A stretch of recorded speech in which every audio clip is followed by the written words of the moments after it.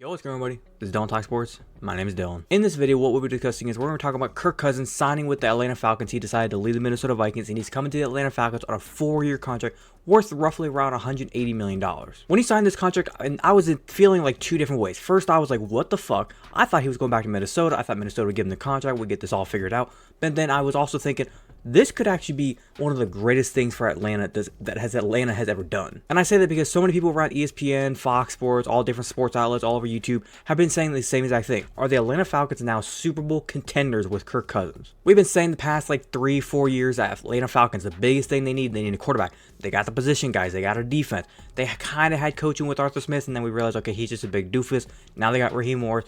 So now they have their coaching. They got skill guys, Kyle Pitts, Drake London, but Bijan Robinson. They got a defense. They needed a quarterback, and now they got it. So what I wanted to do in this video is I kind of want to go through, we're going to review the roster, and I kind of want to give my input. Do I think they're Super Bowl contenders? Do I not think they're Super Bowl contenders? So without further ado, if you're going to enjoy it, as always, make sure you can drop a like on today's video. Be very much appreciated if you do so. But without further ado, let's get into it.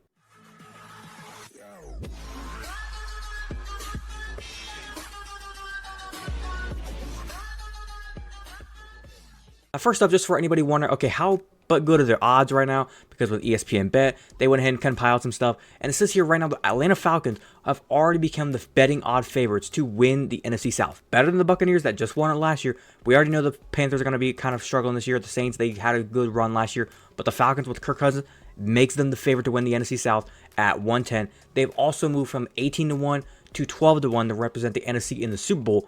And they've also moved from 50-1 to 31 to win it all. Now, when you look at the Atlanta Falcons overall roster, they look actually pretty damn good. Like, you go down the roster, you got Kirk Cousins as quarterback. Obviously, that's solidified. You look at some of the skill position guys. Like I said, Cordell Patterson's still there. Bijan Robinson is a stud. You got it down the receivers. You already got Drake London. Cordell Hodge can be a good kind of rotational guy. Chris Blair, I think, can be a good piece. Raymond McLeod can be a good-ass player. They signed Darnell Mooney in free agency from the Chicago Bears. They got Rondale Moore.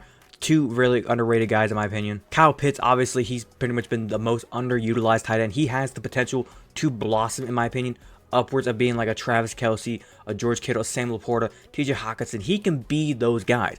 It's just he needed a quarterback, and now he finally got somebody. Now let's look at the stats of Kirk Cousins last season versus what the Atlanta Falcons quarterbacks did last season. For Kirk Cousins, in just 8 games before he tore his Achilles, just the first 8 games of the season, he had a 69.5% completion percentage, 2,300 yards, averaged about 7.5 yards of pass, 18 touchdowns, and 5 interceptions. With the Atlanta Falcons, let's look at their leading guy who had 15 games, people. 15 games versus 8 games. What do you have? 64.2% completion percentage. This was Desmond Ridder. Only about 2,800 yards, only like 500 yards more than what Kirk Cousins had. 7.3 yards. And he had 12 touchdowns, 12 interceptions. And if you want to be logistical, look at the entirety of the season for every single person that threw a pass for the Atlanta Falcons last year. Total 17 touchdowns.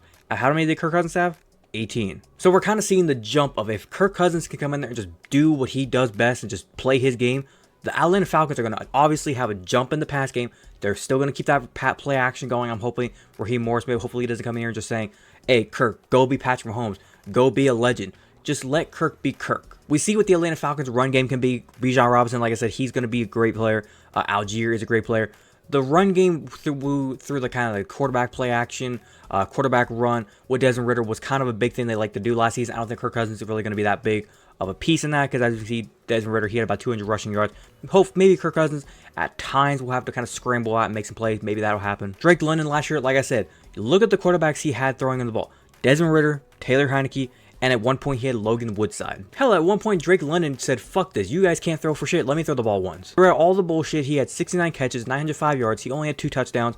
It was a very depressing year. Now, just imagine Kirk Cousins being on the Atlanta Falcons team, where Drake London can then go deep. Look at what he did with Justin Jefferson. I realize Justin Jefferson was already a freak of nature coming out of LSU, but maybe Kirk Cousins can go in there, help Drake London, develop him, get him the long ball, get some more deep throws, intermediate routes, make Drake London actually feel like he's a true number 1. Right now, if he went to some other team, the way he's been playing, you would look at him by the stats and say, man, maybe you're number 2, but with Kirk Cousins out there, I really think he could take Drake London to be an exceptional top 5 receiver and maybe get Drake London paid. Now, obviously, offense is not the only thing that's going to help you win a Super Bowl. We got to talk about defense, correct? Let's look at some of the defensive players. When you look at this defense, I think they have potential. I think they do have potential to be a top 10 defense. I mean, you go down the list, Jesse Bates, AJ Terrell, You could keep going. Grady Jarrett, They're going to have the draft coming up. I think they're probably going to be drafting hopefully a defensive player with that first draft pick. I think it's 8th overall. Whether they keep it or they trade it, whoever they take, they're going to be taking a defensive player, I hope to God. But I mean, you go down the list and they have some good pieces. Like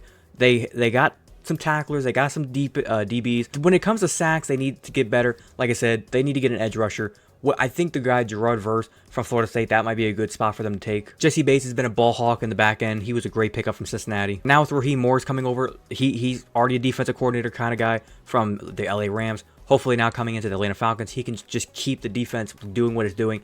And then Kirk Cousins, he can basically say, hey Kirk, I got the defense, you got the offense, let's go win a fucking chip. Now we're looking at the Atlanta Falcons, like I've already said, throughout kind of looking at the players, looking at the way everything's kind of going, looking at the odds. They have a possibility, I think, to at least win the division. I think for this season coming up, especially with Kirk Cousins' injury health, that's kind of the big question mark. How's his injury? How's his health? Is he going to be healthy? From what we've been hearing, he's going to be healthy to go by training camp. But if not, that'll be a great question mark. But if he is healthy, is he going to be able to go out there and play at 100%? If he's able to go out there and play at 100%, this team, I think this season, it's win the division or bust. Because with the talent they have and everything going for them, they can easily, very, very easily go at least 11-6. This team can go 11-6, win the division, and then from there, then we begin some questions. The big question mark for Kirk Cousins throughout his entire career has been, can he win playoff games? I believe in his entire career, he's won one playoff game, and it's kind of sad the way he won it. And the way I remember it was whenever they played the New Orleans Saints, and they had that game, they kind of threw a jump ball to the tight end pushed off against the New Orleans Saints defender,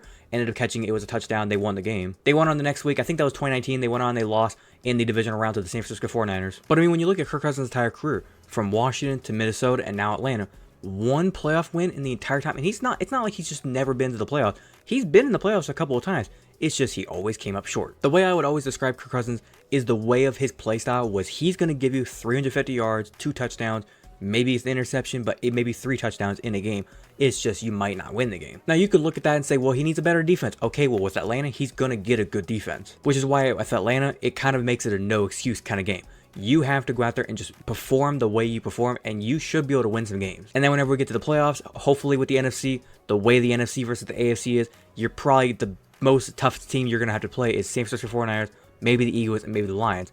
Other than that, I mean, the Packers might be in there, and then it's going to be you and maybe like 2 other scrubs. So you have a realistic shot to go make some noise. So after all that being said, here's what I'll say. I think the Falcons are division contenders 100%. I think they're going to win the division this season. If I had to place a bet, I would say they're going to win the division.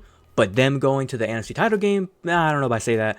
And them going to the Super Bowl, you're out your goddamn mind. Super Bowl, you got to keep dreaming. Let's get to the playoffs first. Winning the conference, they're not happening. And like I said, they can win the division. But let's try and get there first. But other than that, I think I'm going to wrap it up there. Hopefully you guys did go on to enjoy today's video. If you did enjoy, as always, make sure you're going to drop a like on today's video.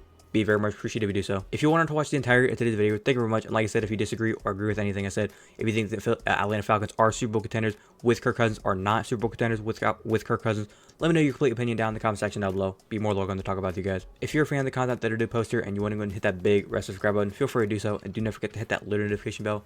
Be notified second I post. But without further ado, this has been Talk Sports. Have a great day. Peace.